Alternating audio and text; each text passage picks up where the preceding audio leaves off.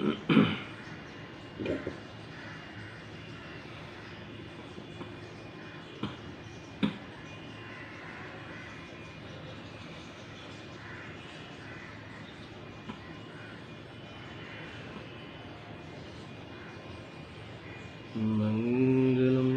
भगवान वीर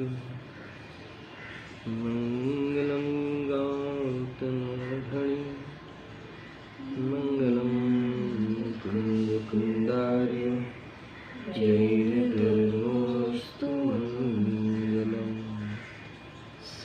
सर्वमंगलमांगल्यं सर्वकल्याणकारकं प्रधानं सर्वधर्माणां जैनं जयतु शासनं जैनं जयतु शासनं नमस्मै साराय स्वानुभूत्या चिकाश्यते चित्स्वभावाय भावाय सर्वभावान्तरङ्क्षिणे आत्मरूपयरूपमयादिभूत याहि लखे भवसिन्धुतरो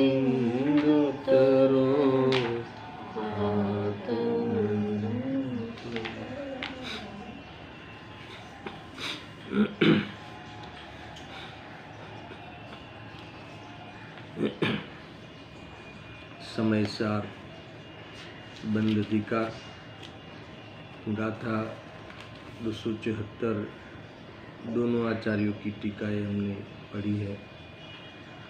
आज गुरुदेव सिंह की प्रवचन के कुछ अंश उस पर चर्चा प्रारंभ करते हैं। देखो, मोक्ष की श्रद्धा विहीन अभव्य जीव शास्त्रों पढ़े, पर ज्ञान की श्रद्धा रहित को अटल ये नहीं करे। यानी बिना श्रद्धा का ज्ञान कोई कार्यकारी नहीं। ज्ञान करे मगर श्रद्धा नहीं करे तो वह ज्ञान सम्यक नहीं है। वह ज्ञान ऊपर से आत्म के अहित में निमित्त बनता है,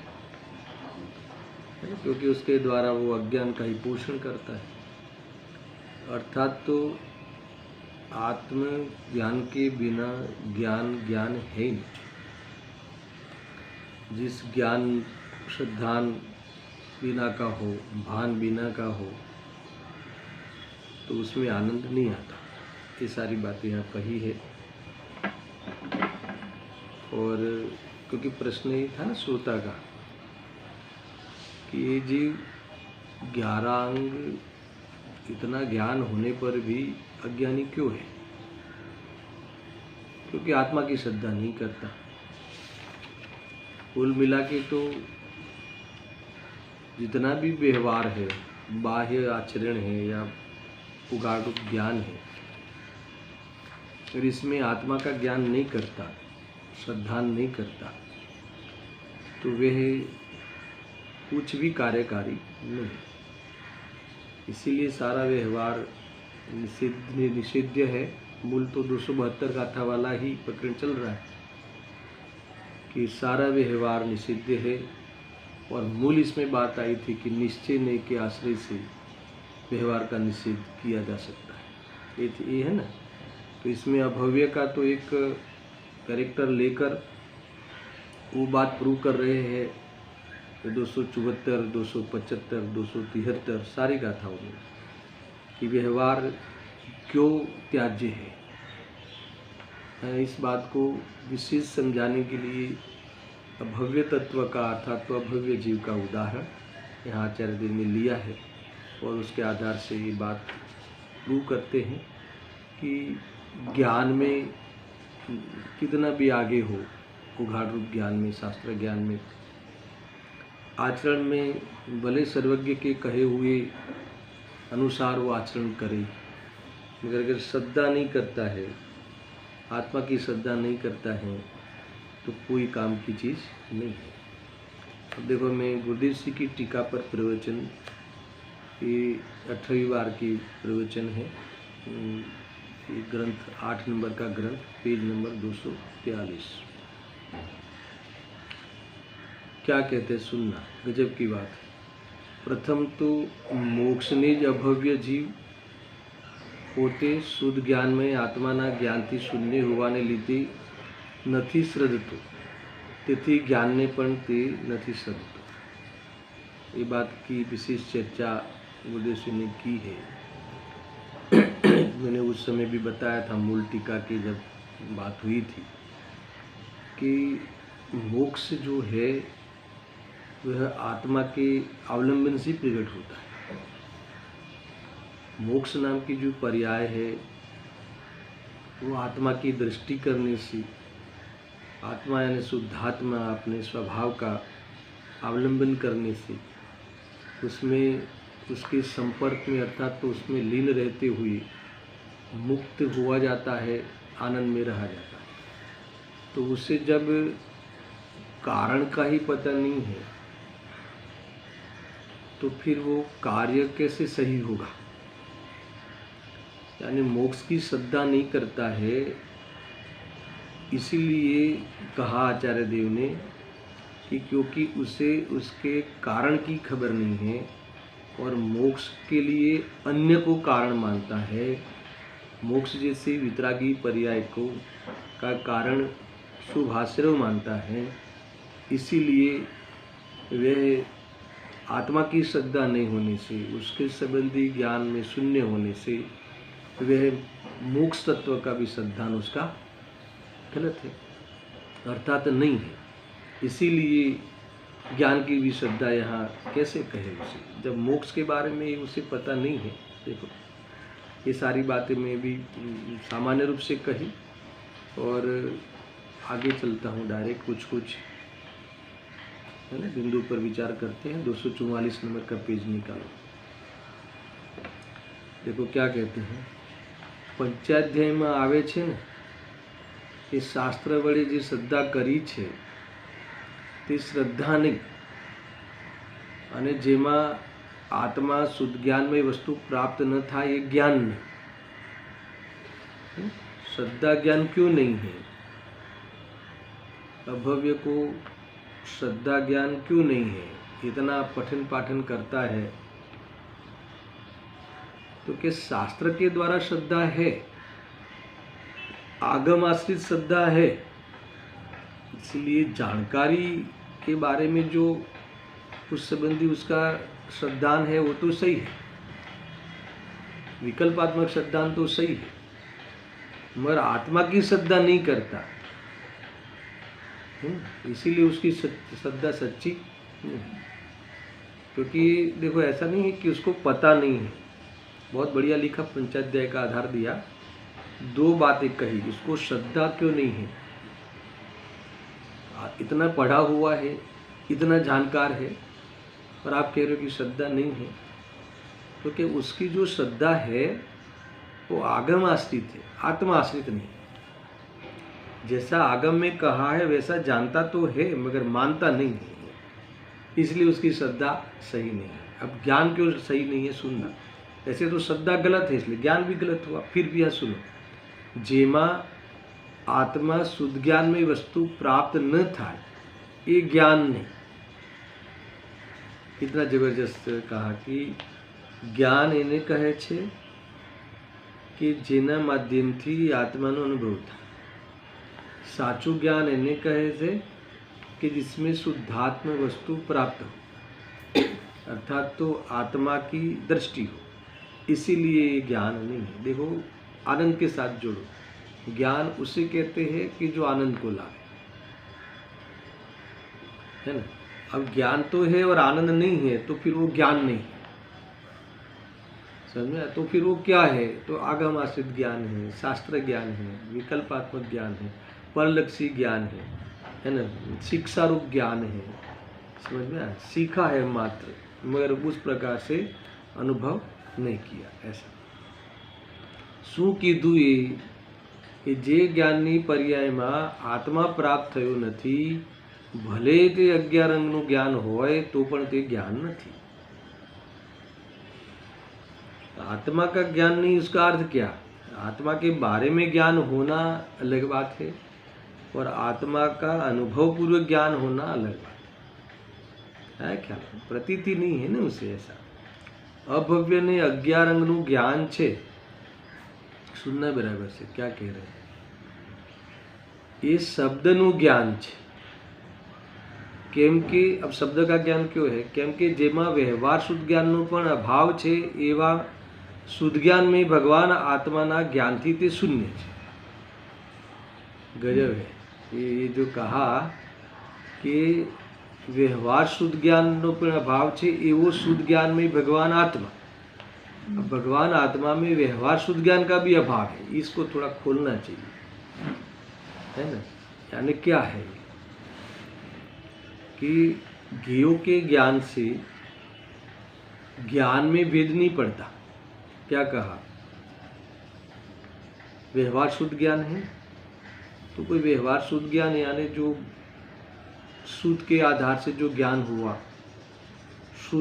सूत जो ज्ञेय बना, उसके कारण वो मैंने इसीलिए मैं ज्ञानी, ऐसा ज्ञायक में भेद किया।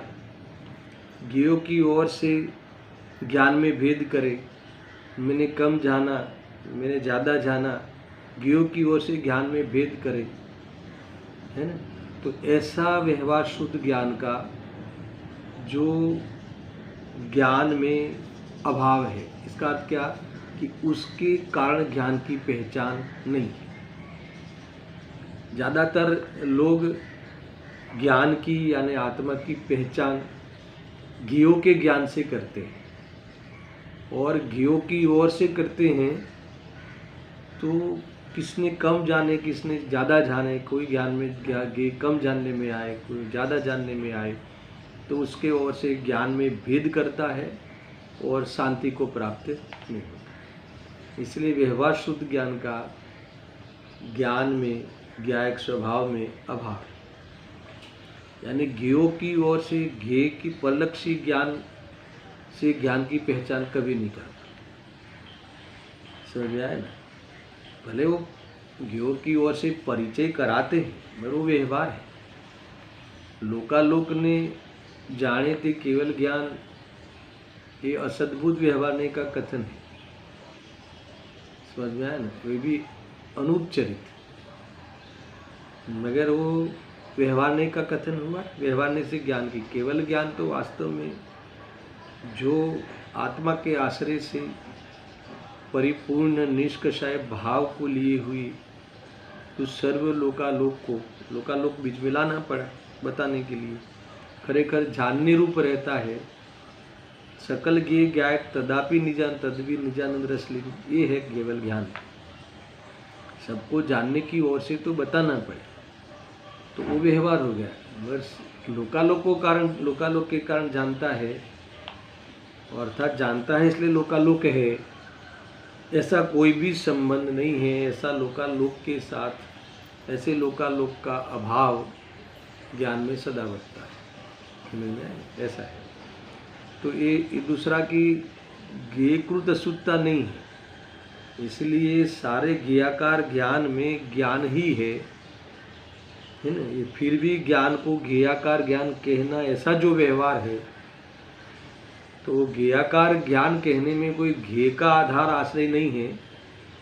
बताने में ये भेद किया, बताने में ये व्यवहार खड़ा किया, बताने में पर का आश्रय लेके बताया, समझ में आया ना? इसीलिए व्यवहार खड़ा हुआ। मगर इस व्यवहार का अर्थात उस विकल्प का, अर्थात उस ज्ञेयों का, इस शुद्ध भगवान आत्मा में, ज्ञायक में उसका अभाव। ये कहा आया क्या? इतनी बड़ी सूक्ष्म बात गुरुदेव से नहीं कही। अब मैं पढ़ता हूँ, है ना। आज 11 અંગનું જ્ઞાન છે ને, તો 11 અંગનું જ્ઞાન છે, 11 અંગનું જ્ઞાન છે લઈને બેઠું છે। पर अज्ञारंग रूप ज्ञान का जो परिणमन होता है वो ज्ञायक का परिणमन है, इतनी खबर नहीं है।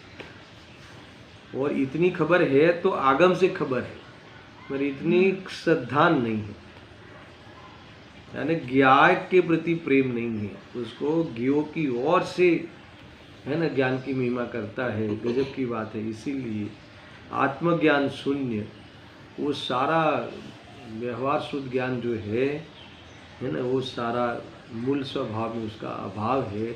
क्यों? क्योंकि ज्ञान के परिणमन में श्रुत नहीं है, शब्द नहीं है, शब्द नहीं आते। आत्मा शब्द ज्ञान में नहीं है, आत्मा शब्द के ज्ञान में आत्मा नहीं है ना। क्या कहा? आत्मा शब्द के ज्ञान में आत्मा नहीं है। क्या कहा? शब्द के ज्ञान में तो भेद करके बताया, वास्तव में तो ज्ञानमयी आत्मा है। उस ज्ञान को शब्द का ज्ञान कहना वो बताने के लिए, उस ज्ञान तो ज्ञान का ही है। ज्ञान रूप परिणमन ज्ञान में से आए, बस इतना सा है ना। देखो आत्मा शब्द आत्मा ज्ञान में नहीं है, समझ में आया कि नहीं? और आत्मा शब्द के ज्ञान से कोई ज्ञान का ज्ञान है इसीलिए है, ऐसा नहीं। ये सारी बातें समझना है। देखो गजब है भाई। અભવ્ય ને 11 અંગનું જ્ઞાન છે, શબ્દનું જ્ઞાન છે, है ना। शब्दનું જ્ઞાન છે અને એ शब्द आश्रित ज्ञान है, मगर एक ज्ञान आत्मा आश्रित है ना। कि ये जो ज्ञान में ज्ञान का वेदन है, ये जो जानता है ज्ञान की अनुभूति है, वो आत्मा की अनुभूति है, ऐसा नहीं जानता, समझ में आया ना। इसीलिए ऐसा ज्ञान उसको नहीं है, ऐसा अनुभव नहीं है, ऐसा श्रद्धा नहीं है ना। ये कहा गजब है। देखो उस शब्दનું જ્ઞાન જે છે એને કેમ કે વ્યવહાર શુદ્ધ જ્ઞાનનો પણ અભાવ છે, એવા શુદ્ધ જ્ઞાનમય ભગવાન આત્માના જ્ઞાનથી તે શૂન્ય છે, है ना। अनुभूति स्वरूप भगवान आत्मा है ना, वह अनुभव में आ रहा है, इस बात से अनजान है। एक है उस ज्ञान से शून्य है, उसके बारे में वह उसके बारे में वह अबोध है, उसका उस संबंधी वो स्वीकार नहीं है उसे।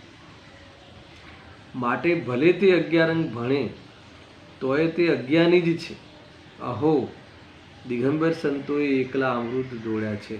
ગજબ છે, બીજે ક્યાંય આવી વાત નથી। ગજબ ગજબ ભાઈ। देखो કે 11 અંગ ભણે તોય તે અજ્ઞાની કેમ છે? કેમ કે जितना वो 11 अंग संबंधी जो विकल्पात्मक ज्ञान है, उससे आत्मा को क्या लेना देना है? लोकालोक है और लोकालोक झलकते हैं, उसमें आत्मा को क्या लेना देना है? ज्ञान तो जानन स्वरूप है, और ये जानन स्वरूप है, वहाँ तक मैं हूँ, जानन स्वरूप है, वहाँ मेरी हस्ती है, इतना भूलता है तो सब भूल गया।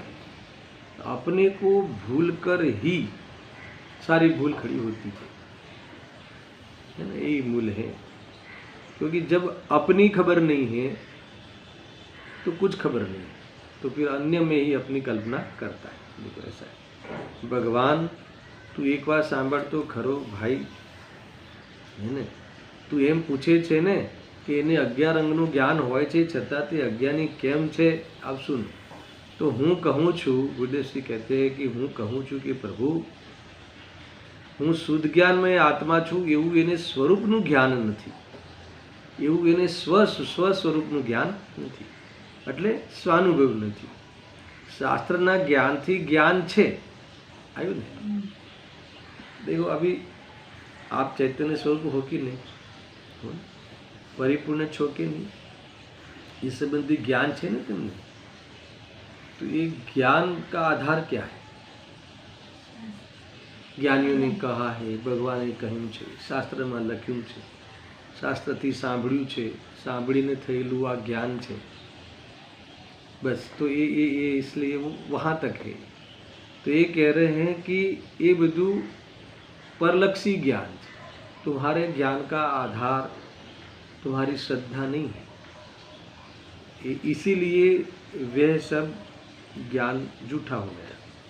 क्योंकि ऐसा मैं हूँ ये मेरा स्वरूप है, जानना स्वरूप है, वो मेरा स्वरूप है, इतना तुम चूके,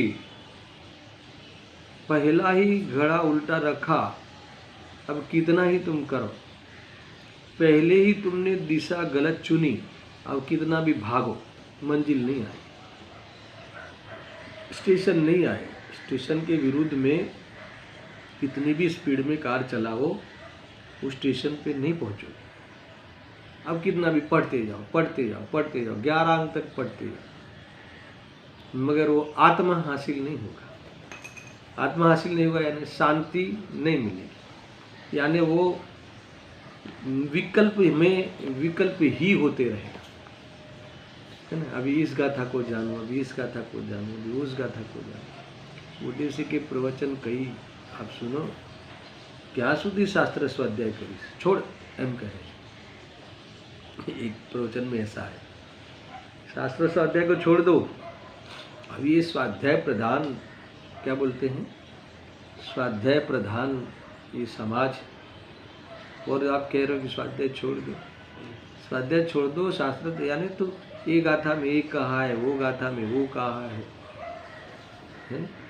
तो ऐसी जानकारी लेकर तू क्या करेगा आखिरकार। मैं ऐसा हूँ, जैसे आगम में कहा है वैसा मैं हूँ, ऐसा तूने जाना, ऐसा भी जानता है तो आगम से कहता है, शास्त्रों में ऐसा कहा है कि मैं भगवान हूँ, ऐसा जानता है, पर मैं भगवान हूँ ऐसा अनुभव करके, प्रतीत करके, निराकुल हो के, स्वाद लेते हुए शांति रखी नहीं रखी, तो ये कहते हैं कि तूने पलक्षी ज्ञान में जाना। ऐसा है, ये तो तोते का ज्ञान है, पोपटियु ज्ञान कहे, पोपट रट लेता है ना, ऐसा है। कोई कल आप बता रहे थे, कौन सा उदाहरण? हाँ, सिखाता है ना वो मालिक, शिकारी आवे तो क्या करना है? उड़ जाए। हाँ बराबर, मैंने समझ लिया। फिर से कहो क्या है? शिकारी आवे तो उड़ जाना। अब शिकारी आता है तो शिकारी आवे तो उड़ जाना है, शिकारी आवे तो उड़ जाना है, ऐसा बोलता है मगर उड़ता नहीं। उड़ने का नाम अनुभव है,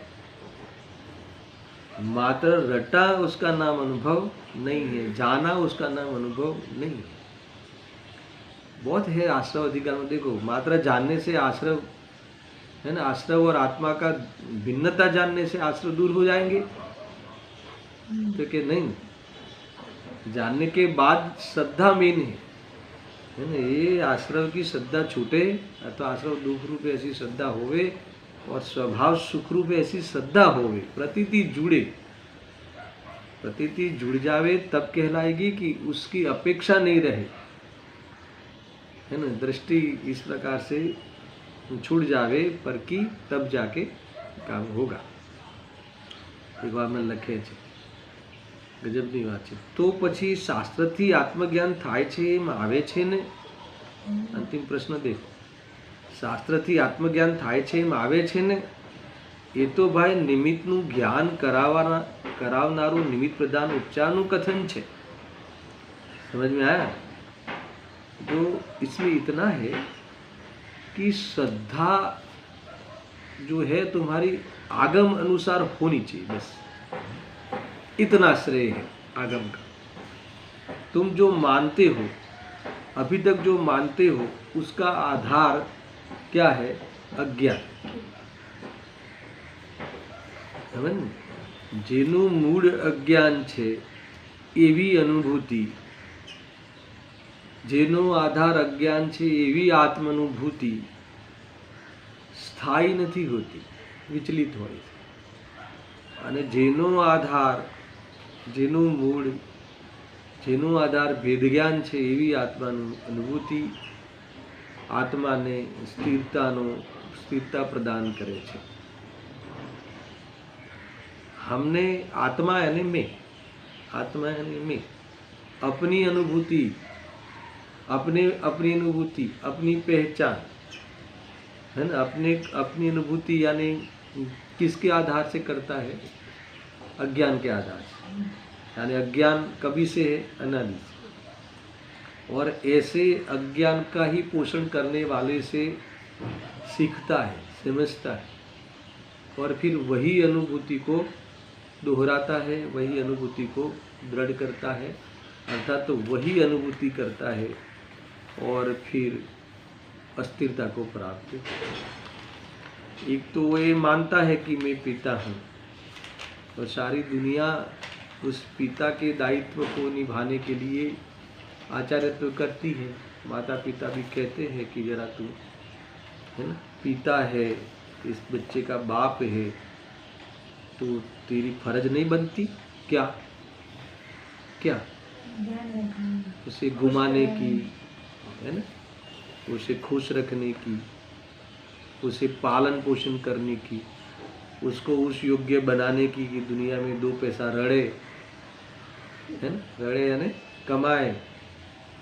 फर्ज न थी? एक तो वो मानता भी था कि परद्रव्य का मैं करूं, है ना, और फिर वापस लोग इसे याद दिलाते हैं, अर्थात तो उसे, है ना, एक प्रकार से सर्टिफिकेट देते हैं, प्रोत्साहित करते हैं, और कोई करता हो तो उसकी वखान करते हैं। બહુ સારું સાચવે છે, આટલું તો કોઈ નથી સાચવ્યું। બિચારા છોકરાઓ માટે આખું જીવન કાઢીને ચાલ્યા ગયા। वो दो शब्द कहने के लिए कहते हैं कि શું નથી કર્યું અમારા માટે ને સમાજ માટે ને મંડળ માટે। दुनिया मेरे मरने के बाद भी मुझे याद करे, है ना, इतने के लिए सारा जीवन गुलामी करता है, परद्रव्य की अधीनता स्वीकार कर लेता है। सोचो तुम, ऐसे कई लोग मेरे जाने के बाद भी मुझे दुनिया याद करे, मैं मेरा इतिहास बना रहे, ऐसा है।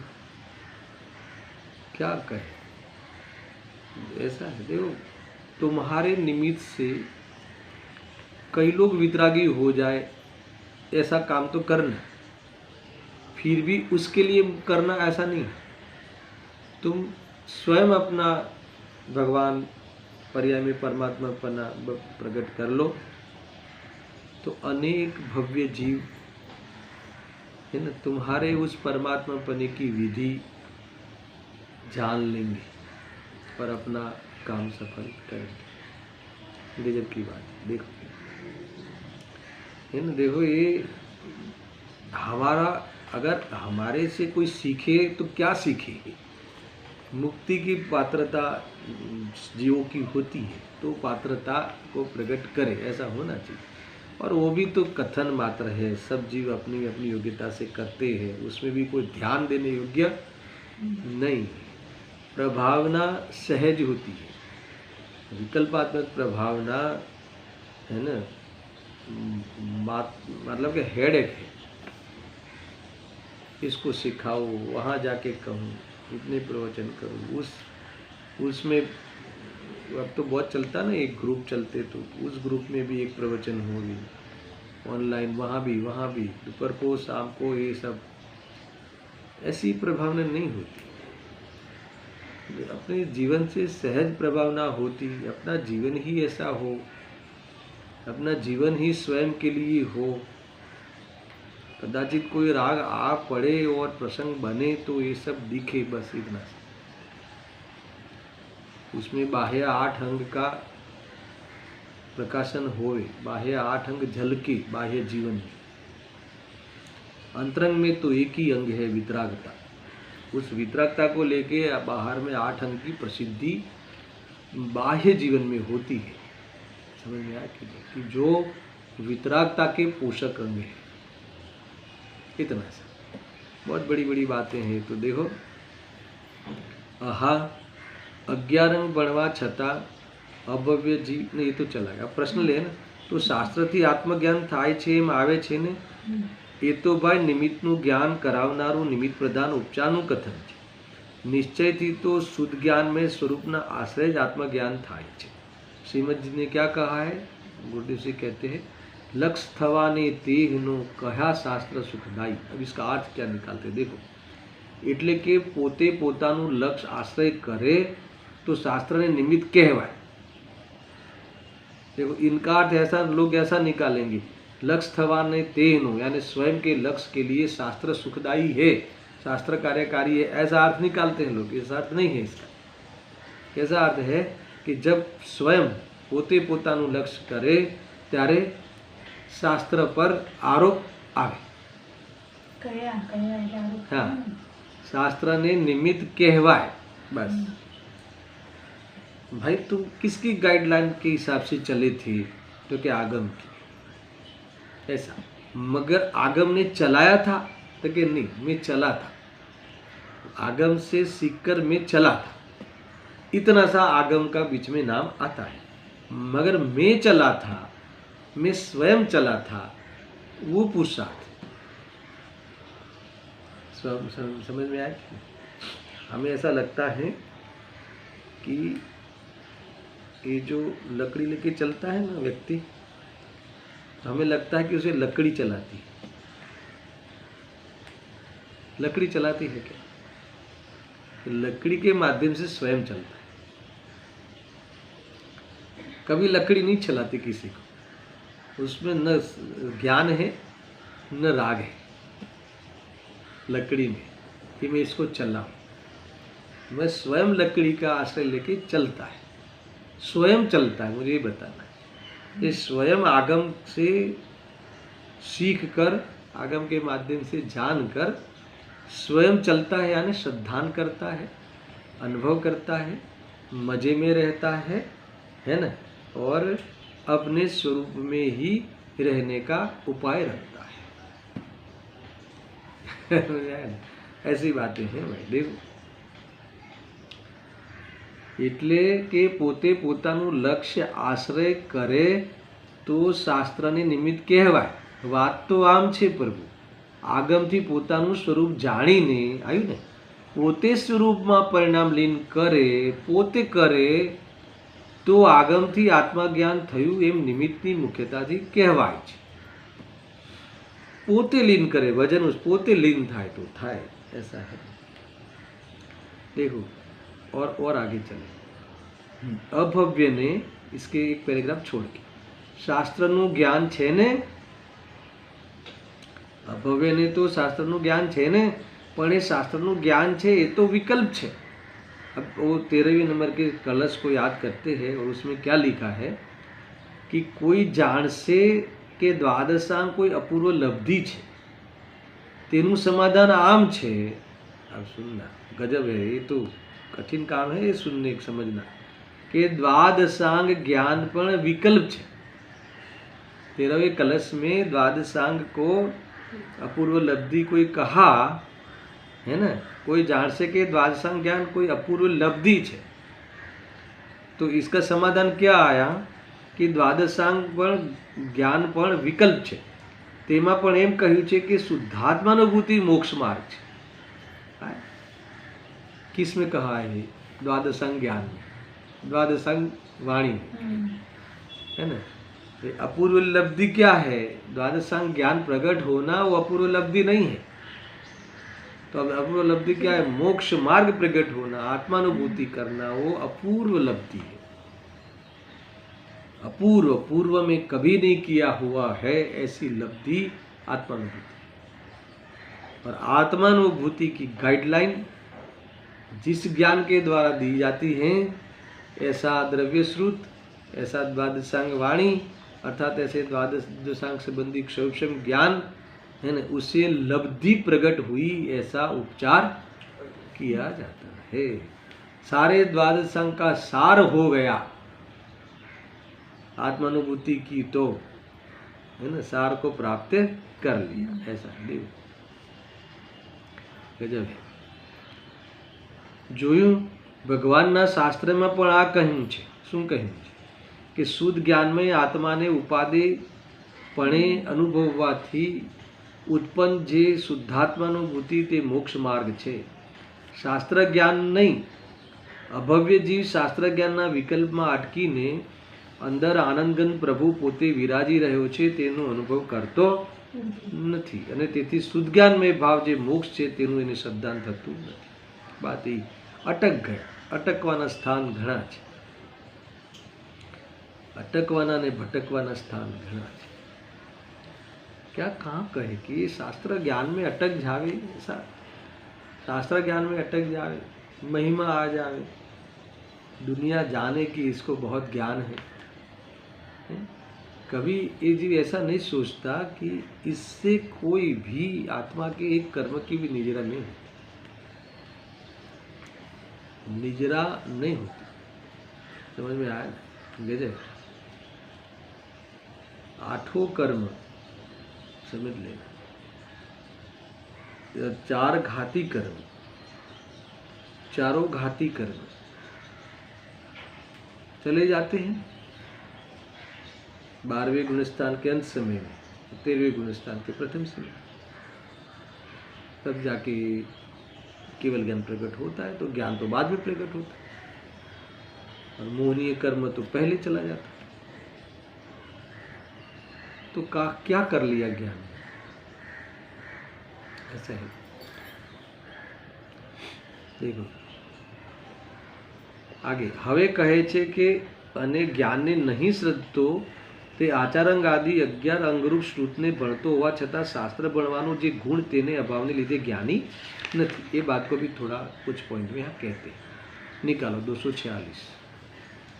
कुछ मैं टॉपिक पढ़ता हूँ, है तो बहुत, मगर इसमें और भी है. પણ આહા 11 અંગરૂપ શ્રુતને તે ભણે तो तेमा आत्मा सुनना ये बहुत बड़ी बात है ना. 11 अंग जो पढ़ता है तो गुरुदेव जी कहते क्या बाकी रह गया, इसमें क्या बात नहीं आई जो जानने जैसी. सुनना तेमा आत्मा आवो छे ए शू नहीं आवतुं.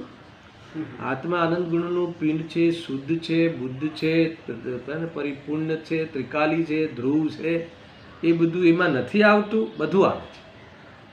अब क्या बाकी रह गया? आत्मा की अनुभूति करने के जितने भी विषय है, जितना सिलेबस है, 6 द्रव्य का स्वरूप, 7 तत्व का स्वरूप, 9 पदार्थ का स्वरूप, इतना ही है ना. आत्मा की अनुभूति करने के लिए इतना सिलेबस है, जानना जरूरी है. तो ये सब तो इसमें आ ही जाता है ना. आवे छे. अब सुनना इतना इन्हें धारणा पण लीधुं छे, है ना. यानी धारणा में पण छे, निर्णय पण छे, परंतु स्वाध्याय, विनय, भक्ति इत्यादि बाह्य आचरणनी ऊपर जईने तेनी पार जईने स्वना आश्रय भणी ते उछळतो नथी. ये क्या कहा? उछलता नहीं, यानी भिन्नता का अनुभव नहीं करता. उछलना नहीं, यानी आगे भी आया ना मूल में भिन्न ज्ञान स्वरूप, भिन्न आत्म स्वरूप जैसे है ना, वो उसे नहीं है. देखो भेद ज्ञान करना है, वेद ज्ञान कैसे करना है, और आत्मा અને દેહ जुदा छे, जितनी स्पष्टता इसे है ना. क्या कहे, कितनी स्पष्टता है, मगर एक ही बात है कि उछड़तो नहीं એટલે जुदो पड़तो नहीं, है ना. शक्ति उछड़े છે એટલે મલિનતા छोड़तो नहीं, भ्रम छोड़तो नहीं. कोई नई बात नहीं है. कई लोग पूछते हैं ना कि इतना जानता है फिर भी क्यों नहीं करता. तो मैं बोलता हूँ आप भी तो जानते हैं, आप क्यों नहीं करते. एक बार मुझे पूछा था किसी ने, 11 अंग का ज्ञान है, आटલું બધું જાણે છે तो પણ દેહથી આત્મા ભિન્ન છું એવી શ્રદ્ધા કેમ કરતો નથી. तो उनकी छोड़ो ना, आप भी तो जानते हो ना, 12 अंग का सारा सार तो इतना ही है ना. तो आप क्यों नहीं करते, क्यों नहीं मानते? कभी सोचा है क्या? ठीक है ना. हम उनके बारे में क्यों सोचे? देखो हमारा एजेंडा में दूसरे की फाइल नहीं होनी चाहिए, अपनी फाइल होनी चाहिए. कोई आप द्रव्यलिंगी संत को खड़ा मत कर देना, क्योंकि आपको उसको श्रद्धा है कि नहीं आपको कैसे खबर पड़ेगी. बाह्य आचरण बराबर है, आप किसी को द्रव्यलिंगी करके उंगली नहीं कर सकते, क्योंकि उसको श्रद्धा है कि तो आगम के आधार से सोच पढ़ रहे हैं. किसी को अभव्य है कि भव्य है तुम कह नहीं सकते. अभी कोई इतना आचरण वाले को कोई अभव्य कह सकता है क्या? ये तो सर्वज्ञ के ज्ञान में है या वो खुद को पता है कि मेरा श्रद्धा नहीं हुआ। समझ में आया कि नहीं? तुम्हें है कहने का अधिकार नहीं है। ये सारी बातें ये अपने जो एजेंडा में दूसरे की फाइल कभी मत खोलना। ये तो स्वयं समझ जाना कि मैं इतना समझता हूँ, મને ખબર છે, મને આટલી ખબર પડી છે, છતાં હું હજુ માનતો નથી, ये मारी भूल रही गई। ऐसा तुम खुद क्यों नहीं करते? अब क्यों वो क्यों नहीं करता तो तुम क्यों नहीं करते फिर? समझ में आया? अच्छा, तो तुम्हें क्या बाकी रह गया है? तुम्हारे क्या बाकी रह गया? जानकारी तो तुम्हें भी, समझ में आया कि नहीं? तो एक जानकारी होने पर कर ही लेगा, ऐसा नियम नहीं बना, मगर ये कर लेगा तो मुक्ति होगा, वो नियम बना। क्या कर लेगा? श्रद्धान कर लेगा। जब तक श्रद्धान नहीं करता तब तक ज्ञान पे आरोप नहीं आएगा। तब तक ये तो कल भी कहा था कि पास नहीं होता तो उसने कौन सी पढ़ाई की? नहीं की पढ़ाई। क्या बात करते हो? मैंने अपने सामने 6-6 घंटा पढ़ते हुए देखा है, हम उसे पढ़ाई नहीं कहते। सफल नहीं हुआ तो पढ़ाई क्या की? ऐसा આહા શાસ્ત્ર ભણવાનું ફળ તો શુદ્ધાત્માના ભૂતિ આવવું જોઈએ, અને શુદ્ધાત્માનું ભૂતિ સ્વના આશ્રય થાય છે, હે ને? પણ એને શાનો આશ્રય લઈ લીધો? બાહ્ય આગમનો, શબ્દ જ્ઞાનનો, ઉઘાડ રૂપ જ્ઞાનનો, જ્ઞેયોની ઓરથી જ્ઞાનનો પરિચય, यानी जानवा रूपे पढ़ने में से ज्ञेय रूप ज्ञान जो होता है वो ज्ञायक में से आता है, वो ज्ञान की वैल्यू है, वो ज्ञान की वानगी है। ज्ञान यानी मैं जानवा रूपे छे ये हूँ छूँ, ऐसा अनुभव करे। पर मैं इतना जाना इसलिए मैं ज्ञानी, है ना? तो तुझे अभी भी पर को जानने का अहंकार है, पर लक्ष्य ज्ञान का अहंकार है ना? पर संबंधी जो ज्ञान चल रहा है वो ज्ञान का परिणमन है, वो ज्ञान की सहज क्रिया है, वो ज्ञप्ति क्रिया है, ज्ञायक में से हुई क्रिया है। ज्ञेयों का कुछ भी आधार नहीं है, ऐसा ज्ञेयों से भिन्न उछलता नहीं है, ज्ञेयों से भिन्न उसको भान नहीं है, ज्ञेयों से भिन्न पढ़ता नहीं है। ज्ञेयों को ही पकड़ लिया ज्ञान करके भी। क्या कहा? ज्ञान करके भी, ज्ञान रूप परिणमन हो के भी ज्ञेयों का ही आश्रय ले लिया। अरे वो ज्ञान तेरे में से आया है, तो ज्ञेय का रूप ज्ञान है, उसमें ज्ञान ही ज्ञान है, उसमें ज्ञेय की गंध नहीं है, ज्ञेय का आधार नहीं है, आश्रय नहीं है, ये ज्ञान का ही, ज्ञान की रचना है। अरे मैं ज्ञान रूप ही हूँ, ज्ञेय के साथ मेरा जानने के लिए भी ज्ञेय की जरूरत नहीं है, ऐसा मेरा स्वभाव है। इस प्रकार से अपनी महिमा नहीं करता, मगर देखो मैंने इतना जाना, 11 अंक का पाठ ही है, कितना पढ़ता हूँ। तो पढ़ने के विकल्प की महिमा है तुझे, ज्ञान की महिमा नहीं है, इसीलिए तेरा काम नहीं हुआ, स्व का आश्रय नहीं हुआ। ऐसा देखो गजब है। पण ते पर आश्रय थी हटी आए ने, स्वना आश्रय में जतो ज नहीं, उछड़तो नहीं, छूटो पड़तो नहीं। मैंने कई बार लिया है कि ये जीव है ना, वो अपने साथ नहीं रहता। देखो अपने साथ नहीं रहता का मैंने कई बार भावासन करा है कि जैसे मैं अभी प्रवचन मेरे निमित्त से हो रहा है, मैं प्रवचन पढ़ रहा हूँ, स्वाध्याय कर रहा हूँ, तो भी मुझे अपेक्षा रहे कितने लोग सुनते हैं। जरा देखो तो आप तो आजकल तो इसमें गिनती भी आ जाती नहीं, 70-80 लोग, इतने लोग सुनते हैं। किसी के 700 सुनते हैं, किसी के 800 सुनते हैं। तो मैं अपने साथ रह ही नहीं सकता। कितने सुनते हैं उसके साथ में सुनाने के लिए सुना रहा हूँ, या फिर कैसा सुनाया इसमें विषय बढ़िया है वहां तक नहीं, उनसे तो अच्छा सुनाया। आटली सूक्ष्म बात समझ में आया? तो तुम्हें अपने साथ तुम हो ही नहीं, तुम विकल्प के साथ जी रहे हो। विकल्प को मिला के आत्म अनुभव किया है, अपना अनुभव किया ने, है ना? अपना रस लिया। तो ये सब मिथ्यात्व है, अद्वैत શું કરે છે? गजब की बात है। देव है ने, શુદ્ધાત્માનો ભૂતિ સ્વના આશ્રય થાય છે, પણ તે પરના આશ્રયથી હટી સ્વના આશ્રયમાં જતો જ નથી। અને સ્વના આશ્રયમાં ગયા વિના શાસ્ત્ર ભણતર શું કરે?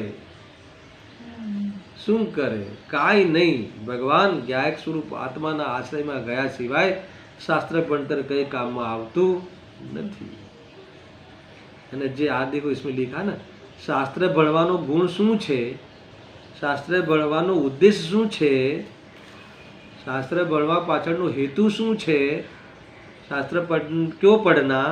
क्योंकि 11 अंगरूप शुद्ध ज्ञान सूतમાં શાસ્ત્રમાં શું કહ્યું છે કે જે ભિન્ન વસ્તુરૂપ જ્ઞાન में આત્માનું જ્ઞાન ભાન है ना, તે શાસ્ત્ર ભણવાનો ગુણ છે. यही आवाम है, यही ज्ञानी की आवाज है, यही भगवान की वाणी की धुन है.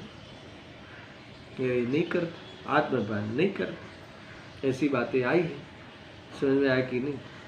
देखो अब कुल मिला के फिर आगे 247 पर प्रश्न पृष्ठ पे आ जाओ तो પછી શાસ્ત્ર ભણવા કે નહીં એ કહી દો ફટાફટ.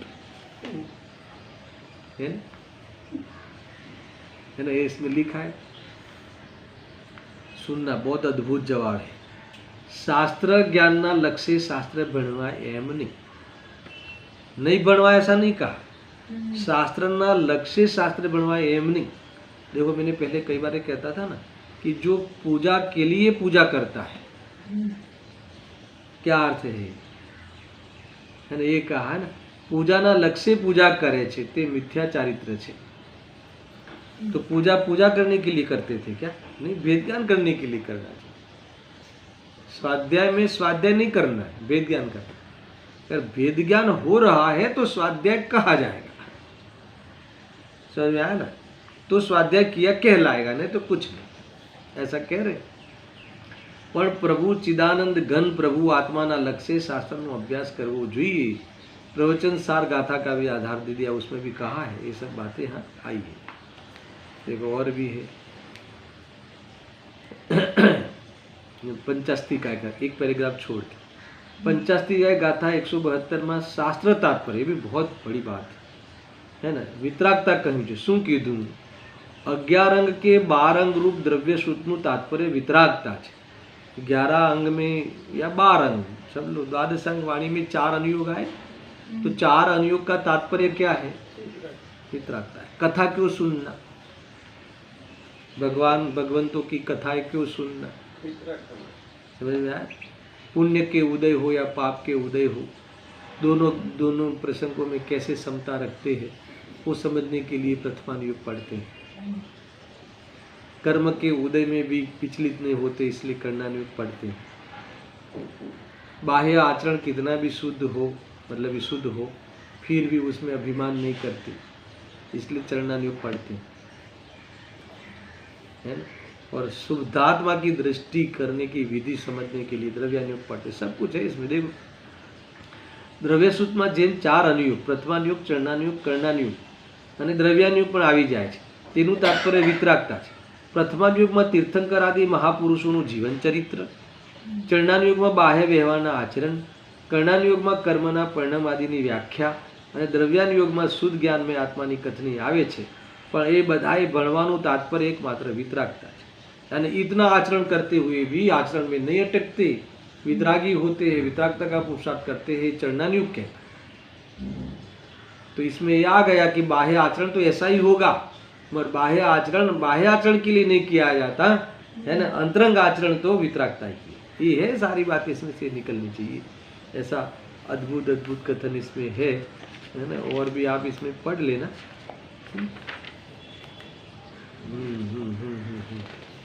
और निकालो 250 नंबर. थोड़ा 1-2 पैराग्राफ पढ़ता हूँ. ओहो, गाथाए केवी बात करी છે, બરાબર છે. સુનના. એક જણ કહેતો હતો કે આપ સમયસારના આટલા વખાણ કરો છો, પણ મેં તો એ 15 દીમાં વાંચી કાઢ્યું. શું વાંચ્યું? ગુરુદેવસિંહ પૂછે, શું વાંચ્યું? કીધું, ભાઈ એના અક્ષર અને શબ્દ વાંચી જવાથી કંઈક પાર પડે એમ નથી. શાસ્ત્ર ભણવાનો ગુણ ભિન્ન વસ્તુભૂત શુદ્ધ જ્ઞાનમય આત્માનું જ્ઞાન થાય તે છે. હવે એ તો થયું નહીં, તું શું વાંચ્યું? ये लोग कह रहे हमने पढ़ दिया, पढ़ डाला, क्या किया? वेद ज्ञान किया? नहीं किया तो जाओ, कुछ नहीं, कुछ फायदा नहीं. ऐसा इसमें बताते. सुनना। और एक दो है ना टेक्निकल बातें करके समाप्त करता हूँ। कल मैं आगे 275 गाथा लूँगा।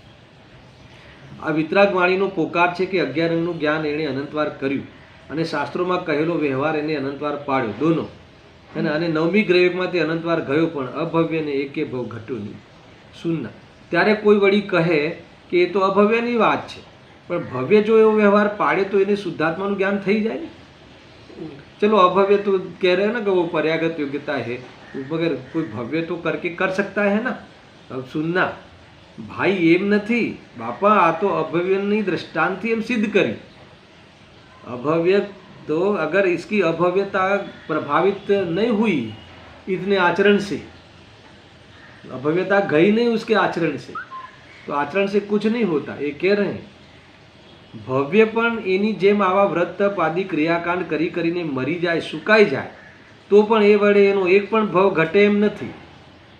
भव्य जीव वो वेद ज्ञान करे तो उसकी भव्यता प्रकट होगी, है ना, इसके बिना नहीं होगी, ऐसा यहाँ कहा है।